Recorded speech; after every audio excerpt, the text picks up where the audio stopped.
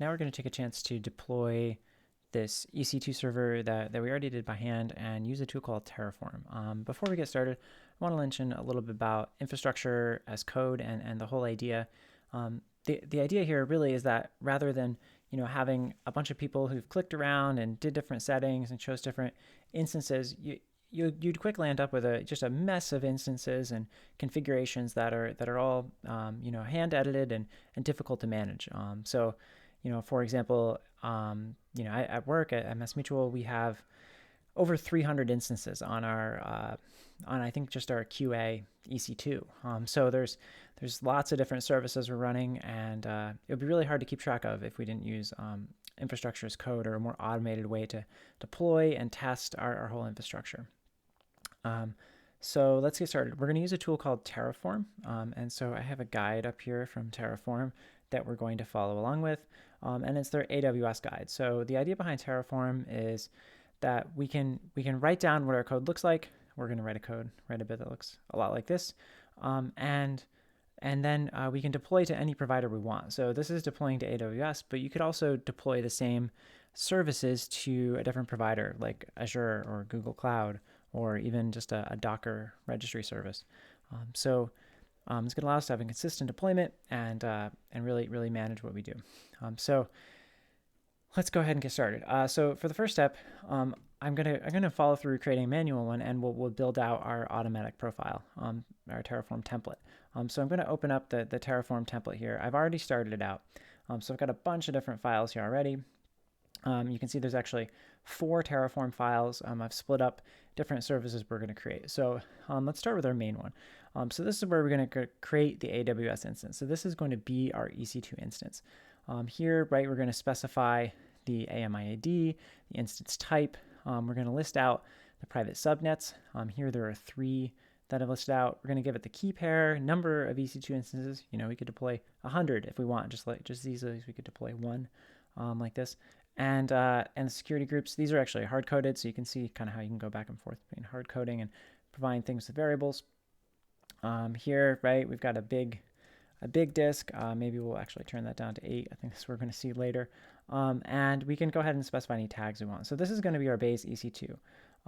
Right, on top of that, we've also specified our provider. So here we're going to be using AWS. So top right, AWS, we're going to put it in the east zone, etc. And here we go. So we're going to use our Route 53 primary zone. So we're also going to create that demo.aws.andyreagan.com that we created before.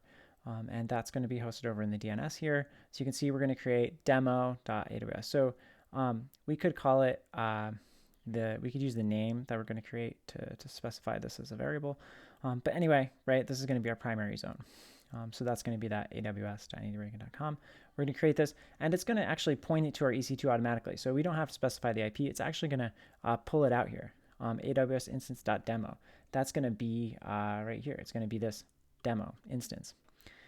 And I think I gave it a stack ID. So stack ID, I was just going to call it demo.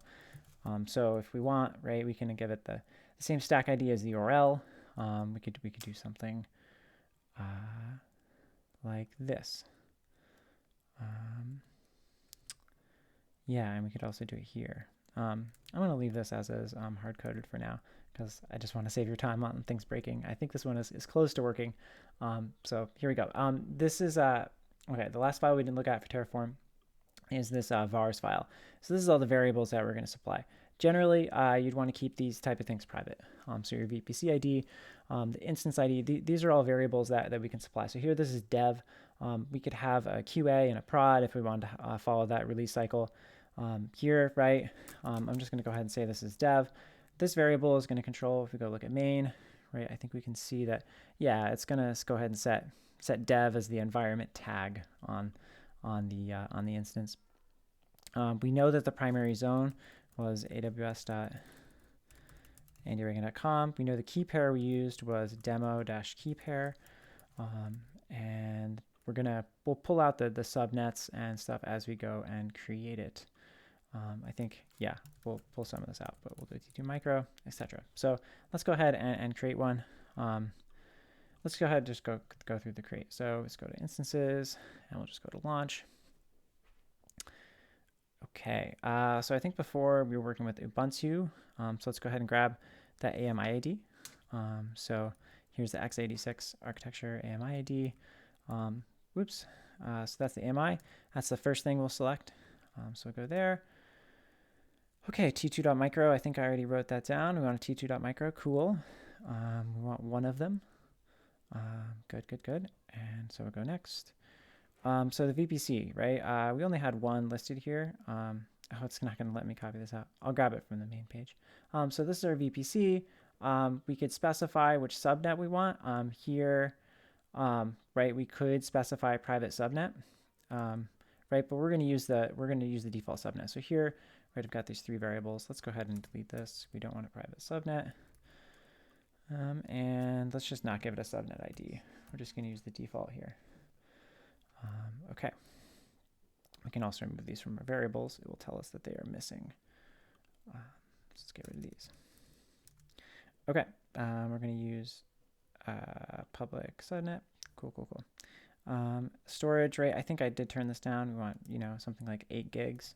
So I think that was hard coded here. Yep, 8 gigs. GP2. Yep, that's what we got.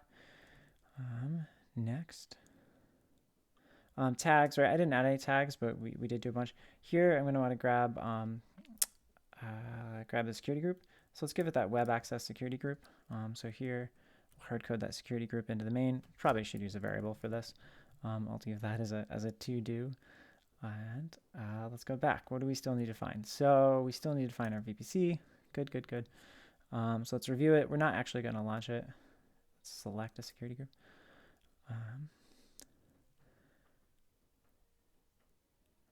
Yeah, so let's see. We gave it, we wanted to give it the public web server. Yep, so that I can actually SSH to it. It is open to the web. Yep, here's all our details. Here's our security group, instance details. Let's log in. Here's our VPC, so we can just grab it from here. And that's it. So this is our configuration. We're good to go. So now we're going to try to actually launch this using Terraform from the command line. So I'm going to go ahead and jump back here and not launch this. I'll go to EC2 and we can watch for a new micro instance being launched. We'll keep a lookout for that. So we're going to go here to the guide, building infrastructure, right? They have an AWS account, AWS CLI. I've already gone ahead and downloaded my the CLI, and I have an AWS account. I was just logged in. You can grab your credentials. There's a link to how to do it on this page. And to do it, you drop down and go, my security credentials. I'm not going to go there because you would see them. But with that, so let's go ahead and configure AWS. So I've actually set these parameters in the environment. So it's going to pull them out with the automatic environment names. So I've configured AWS. We're good to go. We have a directory. We have some example files. We've got a little more built out already. And we can check that our provider for Terraform looks like this. So let's go to our provider. Here's our AWS provider. We're doing US East 1. Yep, and this looks good. That's the region. Yeah, maybe let's go ahead and give it the default profile. Insecure, true. I don't like the sound of that. So let's leave that off. And here, right, this is actually their example instance. So we specified that in a different file. So we specified that over in main as our resource. And we can go and specify this for Terraform as well. One thing that we did get rid of here as well is these the default zones we would use. Okay, so this looks good. Good. This is not a private zone, actually. Okay, let's give it a shot. So this is our instance. Terraform can actually make these files look a little bit nicer. If you want to read through this, yeah, you can look at splitting these up and using different options. And let's go ahead and get running. Let's make sure that we have Terraform working. So terraform-help. That looks good. And let's go ahead and init. So it's going to have to get the AWS client. Sweet, it did. It gave us a few warnings on our interpolation. We don't need quotes on a few of these. Yeah, so we could just do no quotes. It's fine. And let's go back here. We ran it. So we can tell it to format for us. This is kind of nice. It gives them that nice block layout. And I want to see if it can also format our environment file. All.tf and variable files are updated. So maybe if we change our .env, we can do cool. And that'll give us a nice format. It'll look like all spaced out. Let's take a look. Yeah, look like this. A little easier to read maybe. Oh, we didn't give it a stack ID, right? I want to call it demo. Right, so cool. And yeah, we're in the right directory. So we can go ahead and check that everything looks good. And then we're going to go ahead and actually run this. Good. Okay. A few string deprecations. Let's go ahead and apply it. So this is going to go ahead and connect to AWS and actually build out our infrastructure. It's going to ask me manually for all those values, right? But I can actually pass a var file. .env. What was our file called? dev.tfvars. dev.tfvars. There we go. You see some of its lock files going around. Using credentials to get account ID. Security token included request is not valid. So I've refreshed my AWS keys and I think things are going to be working. So let's go ahead and go back to our HashiCorp demo here, and they ran Terraform apply. I'm going to go ahead and run Terraform plan. That's going to tell us what Terraform will do. I'm surprised they didn't give that as the first option. But I'm going to run plan first, and it's going to access AWS, see what's there, and see what it would need to do. So here's the plan. So it's going to go ahead and create each of these. So it's going to create our demo instance, 0 being the first one. It'll know all these settings after, give it these tags, and it's going to create a Route 53 record. Cool. So 2 to add, 0 to change, 0 to destroy. So now we can go ahead and swap up plan for apply. And let's let it work. This may take a minute. So do you want to perform? Yes, let's do it. I know sometimes it takes a minute or so to create the instance, and it's gonna have to wait for the EC2 to come online so we can get the IP address, and then it will go fill in the IP address on that route. So we can see if we can go watch this in the console as well. Let's see. So only took 34 seconds to create that EC2, and then another 37 seconds to create the domain record. And it looks like we're good. I haven't refreshed the page here, so let's go ahead and do that. And there we go. We got demo dev EC2, right? It gave it a name, and it looks like we're still going. Looks like I was still initializing the instance, and things are online. It should have demo key pair, so we can go check this guy out. Once it comes online, right, we can again make sure that things are working. So if we go here, oops, -i, let's go downloads, and then I think demo key pair is what we told it to use. Let's log in as Ubuntu user, and security, TCP. We did not give it enough permission to SSH in. Okay, but it is there. It's online. Let's also go check that our Route 53 record got created, and let's go here. 2 hosted zones.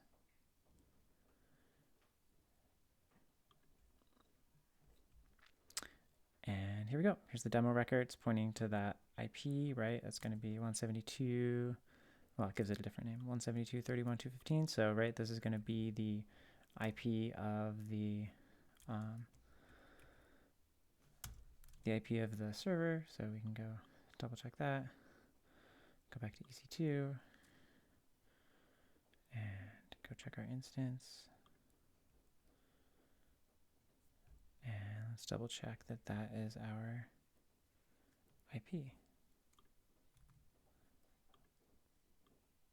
That doesn't look right.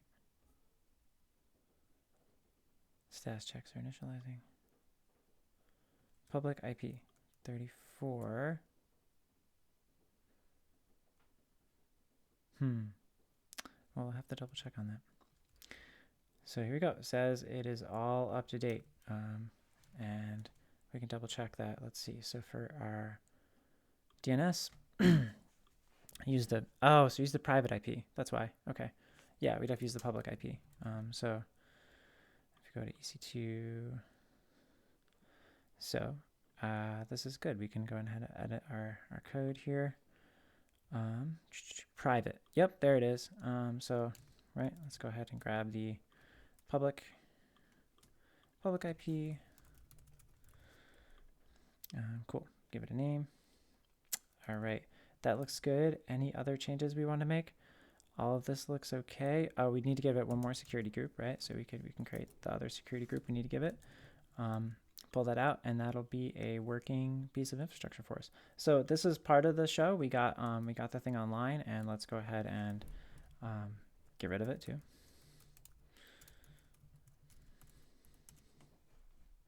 I think the command is destroy.